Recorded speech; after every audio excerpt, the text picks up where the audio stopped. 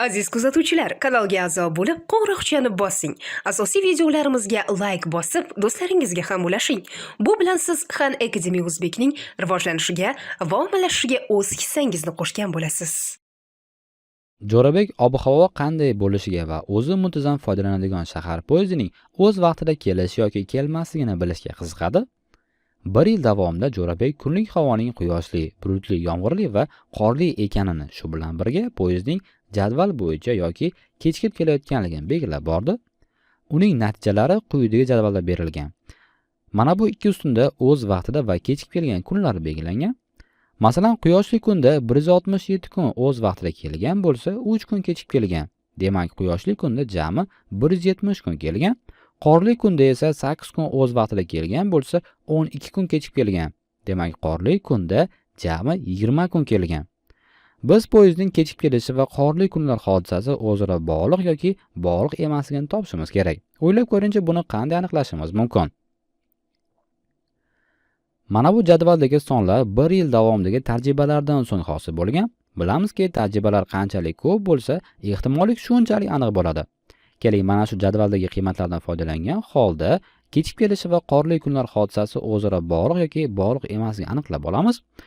Xo'sh, buning uchun biz birinchi bo'lib kechikib kelishi ehtimolligini topishimiz kerak. So'ngra qorli kunda kechikib kelishi ehtimolligini topishimiz kerak bo'ladi.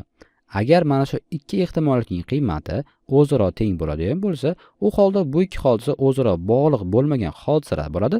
Agar bu ikki qiymat turli bo'ladigan bo'lsa, u holda kechikib kelishi va qorli kunlar hodisasi o'zaro bog'liq bo'ladi. Demak, keling biz birinchi bo'lib kechikib kelishi ehtimolligi nechaga teng bo'lishini aniqlab olamiz. Xo'sh. U jami 365 kun kuzatgan. Demak, barcha teng hodisalar soni bu 365 ga teng. Xo'sh, bu yerda ko'rishimiz mumkin jami 35 kun kechikib kelgan. Demak, shartni qanoatlantiruvchi hodisalar soni bu 35 ga teng. Demak, kechikib kelishining ehtimoli bu 35 bo'lingan 365 ga teng. Endi keling, qorli kunda kechikib kelishi ehtimolligi nechaga teng bo'lishini aniqlab olamiz. Xo'sh, qorli kunda jami 20 kun kelgan.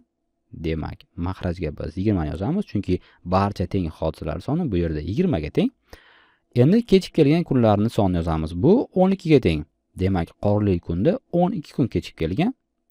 Xo'sh, bu yerda 12 bo'lingan 20 ning qiymati bu 0,6 ga teng bo'ladi. Xo'sh, 0,6 ga. Xo'sh, mana bu yerda 35 bo'lingan 365 ning qiymati bu 0,1 dan kichkina bo'ladi. Demak, bu kichkina 0,1 dan. 0,1 bilamizki 0,6 dan kichkina. Demak, bundan xulosa qilamizki, kechikib kelishi ehtimoli va qorli kunda kechikib kelishi ehtimolliklarining qiymati bular turli. Demak, bu ikki hodisa o'zaro bog'liq hodisa bo'ladi.